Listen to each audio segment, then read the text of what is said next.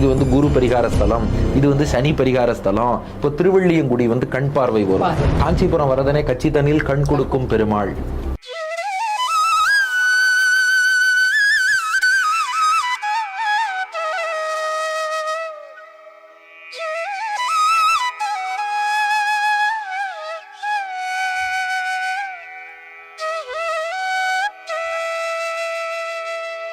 அடியேன் CS ரவின்னு D நகர் சென்னையிலேருந்து பேசுகிறேன்.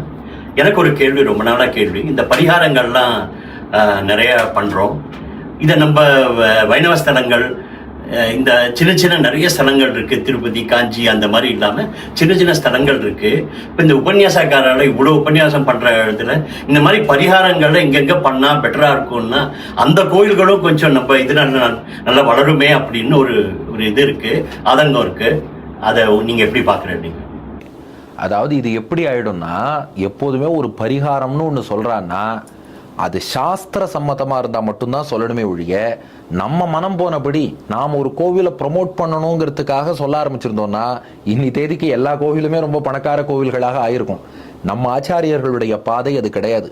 பிரமாணத்தில் என்ன இருக்கோ அதைத்தான் அவள் சொல்லுவா. நம்மாழ்வார் திருவாய்மொழியில ஒன்றும் பொய்யில்லை போற்றுமினே, புலிந்து நின்ற பிரான் கண்டீர் ஒன்றும் பொய்யில்லை போற்றுமினேன்னார். அந்த இடத்துல நம்பிள்ள ஈடு வியாக்கியானம் பாருங்க. அவர் என்ன சாதிக்கிறார்னா, பெருமாள்கிட்ட பொய் சொல்றது, ஏமாத்துறது இல்லை, ஒரு மாதிரி ஏதோ ஒன்று காமிச்சுட்டு அங்கே போனால் அதை விட கம்மியாக இருக்கிறது இப்படி கிடையாது. உலகத்தில் தான் ஒரு பொருள் வாங்கும் போது இந்த பொருள் அப்படி இப்படின்னு அட்வர்டைஸ்மெண்ட் கொடுப்பா. ஆனால் வாங்கினப்புறம் பார்த்தா அதில் ஒன்றும் இருக்காது. திரைப்படம் ரிலீஸ் பண்ணுறதுக்கு முன்னாடி ப்ரோமோன்னு ஆடியோ லான்ச்சுன்னு வச்சு அதை பற்றி அப்படி இப்படி பேசுவா. தேட்டரில் போய் பார்த்தா ஒன்றும் இருக்காது. ஆனால் பெருமாள் அப்படி கிடையாது. ஒன்றும் பொய்யில்லை போற்றுமினே. நீ என்ன கற்பனை பண்ணிட்டு இருக்கியோ, என்ன நினைச்சுட்டு இருக்கியோ அதை விட பெருமை அதிகமாக வேணா இருக்குமே ஒழிய அதை விட கம்மியாக கிடையாதுங்கிறா. அப்படி இருக்கும்போது நாமவே ஒரு விஷயம் இல்லை, இதுக்கா இந்த கோவிலில் போய் பரிகாரம் பண்ணுங்கோ, அதுக்கா இங்கே போய் பண்ணுங்கோ, நம்ம கோவிலை டெவலப் பண்ணுறோங்கிறதுக்காக ஒரு ஃபால்ஸான ஒரு விஷயத்தை அந்த மாதிரி மக்கள் மனசில் பதிக்கக்கூடாது. அவர் சொன்னது ஒரு, ஆனால் அவர் நல்ல எண்ணத்தில் கேட்குறாரு. இல்லை அப்படி இல்லை, இங்கே பிரார்த்தனை பண்ண சொன்னால் அந்த கோவில்கள் வளருமே. அதுக்கு நீங்கள் இதுக்கு பரிகாரம் சொல்ல வேண்டாம், பெருமாள்கிட்ட வேண்டிக்கோங்க, இந்த கோவிலுக்கு போங்க வேண்டுங்கன்னு சொல்லலாம். ஆனால் அதை பரிகாரம்னு பேர் வச்சு இது வந்து குரு பரிகார ஸ்தலம், இது வந்து சனி பரிகார ஸ்தலம், இது இந்த தோஷத்தை போக்கும், இது நாக தோஷத்தை போக்கும் நாம ஒரு பேரை வைக்கிறதுக்கு நம்ம யாருக்கும் அதிகாரம் கொடுக்கல. திருக்கோவில் தான் அதுக்குன்னு ஆகமம் இருக்கு. அல்லது அதை மங்களாசாசனம் பண்ண ஆழ்வார்கள் பாசுரத்தில் ஒரு விஷயம் இருக்கணும். அது இருந்தால் நாம் அதை சொல்லலாமே ஒழிய, இப்போ வானமாமலையில் பாரம்பரியமாக சொல்லின்னு வரா அந்த கிணறு இருக்கு, எண்ணெய் கிணறு. அந்த எண்ணெய்ங்கிறது எல்லா வியாதிகளையும் குணப்படுத்தும். அது பிரமாணத்தில் இருக்கு. அப்படி இருக்கும்போது அங்கே போங்க, வியாதி குணமாகணும்னா அங்கே போகணும்னு நான் சொல்றதுல ஒரு லாஜிக் உண்டு. அல்லது இப்போ இன்னொரு ஸ்தலம், இப்போ ஒப்பிலியப்பன் கோவில் எடுத்துப்போம், ஒரு பிரார்த்தனா ஸ்தலம். அங்கே போய் ஒப்பிலியப்பனுக்கு நீங்கள் ஒரு பிரார்த்தனைன்னு வேண்டிக்கோங்க. துலாபாரம் கூட ஒப்பிலியப்பனுக்கு இருக்கு, குருவாயூரில் துலாபாரம் இருக்கு, அதை நீங்கள் பிரார்த்தனை பண்ணுங்க, நடக்கும். அது இருக்கு, அதை நாம சொல்லலாம். இது போல நிறைய இது 1-2 உதாரணத்துக்கு சொல்றேன். இப்போ திருவரீந்திரபுரத்தில் ஹயக்ரீவரை சேவிங்கோ, ஹயக்ரீவரை சேவிச்சோன்னா நல்ல ஞானம் வரும். அது பிரமாணம் இருக்கு, நாம அதை சொல்றோம். ஆனால் எந்த பிரமாணமுமே இல்லாமல் நாம பாட்டுக்கு ஒன்று, இப்போ திருவள்ளியங்குடி வந்து கண் பார்வை வரும், அதெல்லாம் இருக்கிறது நம்ம சொல்றோம். காஞ்சிபுரம் வரதனே கச்சி தண்ணில் கண் கொடுக்கும் பெருமாள் அவரும் சொல்றோம். அப்படி இல்லாம ஒரு கோவிலை டெவலப் பண்ணணுங்கிற காரணத்துக்காகவே நாம புதுசா ஒன்றை உருவாக்கி இப்போ பாருங்க இப்படி இருக்கு அப்படின்னு சொல்றதை விட அந்த பெருமாளுக்கு இருக்கிற பெருமையே நிறைய இருக்கே. அந்தந்த திருக்கோவிலுக்கு இப்போ ஒரு ஆழ்வார் ஒரு இடத்துல வந்து மங்களாசாசனம் பண்ணியிருக்காருன்னா அதை விட என்ன பெருமை வேணும்? நாம ஒரு இடத்துல போய் நிக்கிறோம்னா 1000, 2000, 3000 வருஷம் முன்னாடி திருமங்கை ஆழ்வார் அந்த இடத்துல நின்று பாடியிருக்கார். திருமங்கை ஆழ்வார் நின்று பாசுரம் பாடின இடத்துல நாம நிக்கிறோம்னா இதுக்கு மேல நமக்கு என்ன பெருமை வேணும்? அந்த இடத்துல போய் அந்த பெருமாளை சேவிச்சிருக்கோம். அன்னைக்கு இந்த பெருமாளை ஆழ்வார் எப்படி அனுபவிச்சிருப்பார், இன்னைக்கு நாமும் போய் அனுபவிக்கிற பாக்கியம் பெற்று இருக்கிறோமே, அதுவே பெரிய பாக்கியம். அப்போ அவர் சொல்ற மாதிரி நாம பரிகாரம், இந்த ராசிக்கு இது பரிகாரம், இந்த தோஷத்துக்கு அந்த கோவில் பரிகாரம். இப்ப நவ திருப்பதியே நவகிரகமாக்கிட்டா. நவ திருப்பதியில கும்பகோணத்தை சுத்தி 9 திவ்ய தேசத்தை நவகிரகமாக்கிட்டா. அப்படியெல்லாம் பண்றதை விட அந்த கோவிலுக்கு இருக்கிற பெருமையை சொல்லுவோம். ஆழ்வார்கள் மங்களாசாசனம் பண்ணி உணர்த்திய பெருமையை சொல்லுவோம். அதை கொண்டு அந்த பெருமாளை அனுபவிக்கிறதே வசதி தான். இன்னொன்று, பெருமாளை பொறுத்தவரை அவரே பெரிய சூப்பர் மார்க்கெட், ஷாப்பிங் காம்ப்ளெக்ஸ் மாதிரி, ஹேர்பின்லேருந்து ஏரோப்ளைன் வரைக்கும் எல்லாம் கிடைக்குங்கிற பாருங்க. பெருமாளே எல்லாம் கொடுப்பார். ஷாப்பிங் காம்ப்ளெக்ஸுக்கே அவன் பெருமாள் பேரை தான் வச்சிருக்கான், மால். இவர் தான் திருமால், அவரே எல்லாம் கொடுத்துருவார். அதனால எல்லா பிரார்த்தனையும் நிறைவேற்றுவார் போங்கோன்னு சொல்றது வேற. ஆனா ஒரு கிரகம், தோஷம், பரிகாரம் பிராண்ட் பண்ணி ஒரு கோவில் அப்படின்னு வைக்கிறது வேற. அப்ப மற்றதெல்லாம் பண்ண மாட்டாரா? எல்லா அனுகிரகமும் பண்ணுவார். நீ போய் இங்க பெருமாளை செய்வி அப்படி சொல்லலாம். ஆனால் ஒரு பிராண்டிங்னு பண்ணுறதுங்கிறது, அதுவும் பிரமாணத்தில் எதுவும் இல்லாமல் நாமா பண்ணுறதுங்கிறது புதுசாக நிறையா உருவாக்கிடும். இப்போ நாமே இப்படி பண்ண ஆரம்பித்தோம்னா, புதுசாக எதுவுமே இல்லாமல் ஒரு கோவில் கட்டி இதுக்கு இப்படின்னும் அட்வர்டைஸ்மெண்ட் பண்ணுவார். அப்போ பாரம்பரியமாக இருக்கிற அந்த கோவிலுக்கும் சம்பிரதாய ரீதியிலான கோவிலுக்கும் புதுசாக வரத்துக்கும் வித்தியாசமே இல்லைன்னு ஆயிடுமே. அதனால அதை அவாய்ட் பண்ணுறது நல்லதுங்கிறது பெரியோர்களுடைய திருவுள்ளம்னு அடியேன் புரிஞ்சுட்டு இருக்கேன். ஓகே, அடுத்தது ஷிக்கர் ஃப்ரம் சவுதி அரேபியா. ஒரு 10 வயசு குழந்தை கேள்வி கேட்டிருக்கு. Namaskaram. My name is Shikar. I am from Saudi Arabia. I have a question for you. During Lord Krishna's time, did people worship Lord Rama? Is there anything like that mentioned in the scriptures? Thank you. அதாவது கிருஷ்ணர் பீரியட்ல, அதாவது துவாபர யுகத்துல நம்ம ராமரை எல்லாரும் சேவிச்சாளா, ராமருடைய இதெல்லாம் புகழெல்லாம் பாடினாளா, இதுக்கு ஸ்கிரிப்சர்ஸ்ல ஏதான பிரமாணங்கள் இருக்கா அப்படின்னு கேட்டிருக்கான். கிருஷ்ணர் காலத்திலும் ராமனை பாடிய முக்கியமான நபர் யாருன்னா ஹனுமான்.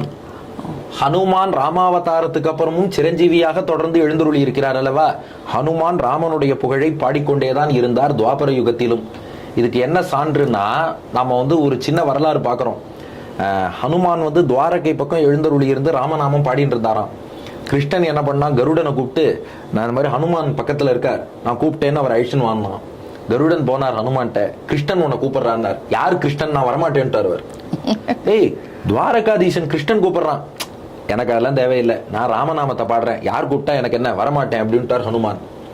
கருடன் திரும்பி போய் சொன்னார், கூப்பிட்டேன் வரல.